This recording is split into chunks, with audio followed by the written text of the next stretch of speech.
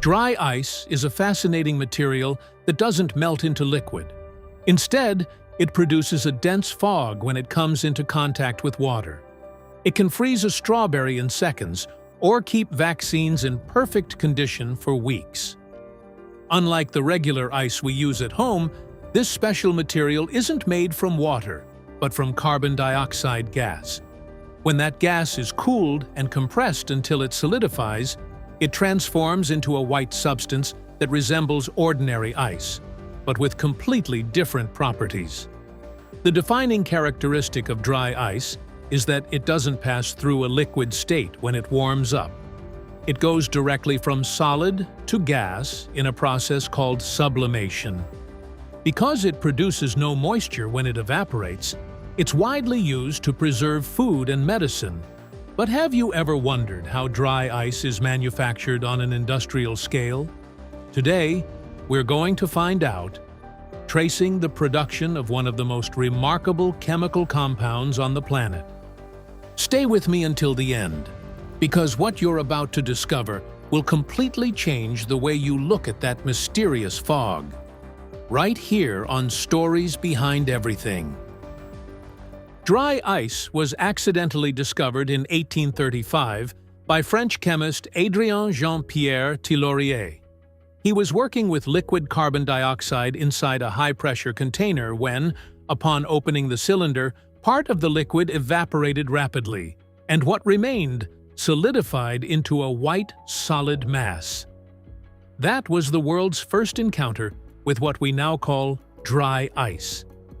Despite the discovery, its practical use didn't begin until nearly a century later. In the 1920s, American chemical companies began producing and selling dry ice commercially. At the time, it was used primarily to preserve food during transport, especially meat and dairy products. Since it maintained low temperatures without leaving the water residue that regular ice does. During World War II, its importance grew even further, as it proved highly effective at preserving vaccines, medicines, and food supplies for troops in the field.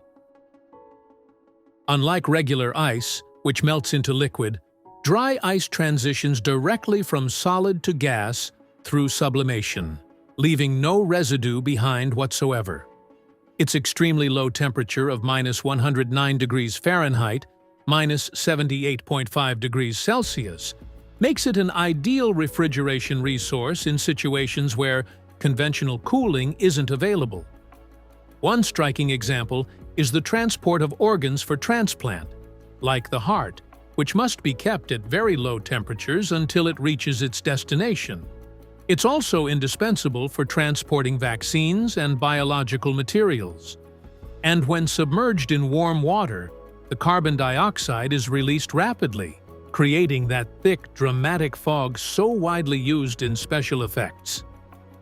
Dry ice is produced from pure carbon dioxide, extracted and processed from a variety of industrial sources. CO2 is generated as a byproduct of sugar fermentation in the production of alcohol at breweries and distilleries, where it's captured, purified, and stored. It's also produced as a byproduct in the manufacture of ammonia used in fertilizers, where it's captured before being released into the atmosphere. Some refineries generate carbon dioxide during the transformation of hydrocarbons into fuels and chemicals. And CO2 can also be recovered from the combustion of fossil fuels at thermal power plants, though in that case, it contains impurities that must be removed before use. Purification begins with the removal of solid particles and coarse impurities through mechanical filters. The gas then passes through scrubbers that eliminate unwanted chemical compounds. To make it easier to handle and store, the carbon dioxide is compressed to around 215 pounds per square inch, 15 bars, equivalent to the pressure felt at a depth of about 500 feet underwater. Cooled to temperatures between -4 degrees Fahrenheit and -22 degrees Fahrenheit, the gas remains in liquid form under that pressure, making it far easier to transport and store.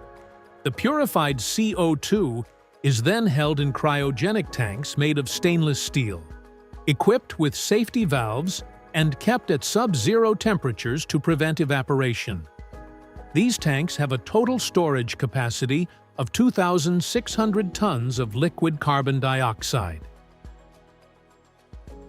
From the storage tanks, liquid CO2 is transported through pipelines to the specialized machines that produce dry ice. Because carbon dioxide in high concentrations can be asphyxiating, all facilities are equipped with continuous ventilation and gas monitoring systems to keep levels in the working environment safe. When carbon dioxide is injected into the production machines, the pressure is reduced to approximately 5 bars, allowing CO2 snow to form. This decompression happens very rapidly and causes a dramatic drop in temperature. As the CO2 expands quickly, it absorbs thermal energy from the surrounding environment, causing part of it to transition from liquid to solid, forming tiny particles of carbon dioxide snow. The remaining portion converts to gas and is vented through the facility's ventilation system. The snow accumulates in an internal collection chamber in the form of a fine, loose powder similar in appearance to natural snow, but it still needs to be compacted to form the blocks or pellets produced in the next stage. To transform the carbon dioxide snow into solid dry ice, hydraulic press systems apply high pressure to the material. Large quantities of CO2 snow are fed into a rectangular mold, and a hydraulic piston applies pressure of up to 4,300 bars. Under that force, the particles bond together and form a dense, solid block of dry ice at -109 degrees Fahrenheit, -78.5 degrees Celsius. The block is ejected from the mold and cut to different sizes according to customer requirements. In addition to blocks, dry ice can also be produced in pellet form, typically 5/8 inch, 16 millimeters, or 1/8 inch, 3 millimeters in diameter. For pellets, the CO2 snow is fed into an extruder fitted with holes of the appropriate diameter, and a mechanical piston forces the material through those openings under great pressure, forming solid cylinders of dry ice. The larger 5/8 inch pellets are most commonly used for refrigeration and transport, while the smaller 1/8 inch pellets are ideal for dry ice blasting, a cryogenic industrial cleaning technique that leaves no chemical residue, or for compaction into larger blocks. Since carbon dioxide is a high-cost raw material, manufacturers recover a significant portion of the gas that would otherwise be wasted during production. After manufacturing, the dry ice travels by conveyor to the packaging stage, where laboratory tests verify weight, dimensions, density, and compaction, key factors in preventing fragmentation and ensuring the product meets quality standards. The purity of the dry ice is also analyzed to confirm it meets specifications. One of the biggest challenges with this product is transportation, since it continuously transitions from solid to gas and gradually disappears. For this reason, large polystyrene insulated containers, which function as portable refrigerators, are used to minimize sublimation, which occurs at a rate of roughly 5% to 10% per day, depending on ambient conditions. Since dry ice maintains its own temperature of around -109 degrees Fahrenheit without any electrical refrigeration, no powered cooling is needed during storage or transport. Dry ice plays a vital role across many sectors of modern life. In the food industry, it ensures products arrive at their destination still frozen. In hospitals, it preserves vaccines, biological samples, and organs for transplant.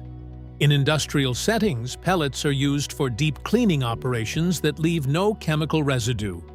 And in entertainment, it brings to life the magical fog that captivates audiences at concerts, theater productions, and film sets around the world.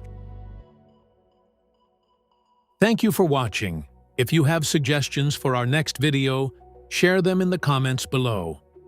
Don't forget to like, subscribe, and stay tuned for more stories through Stories Behind Everything.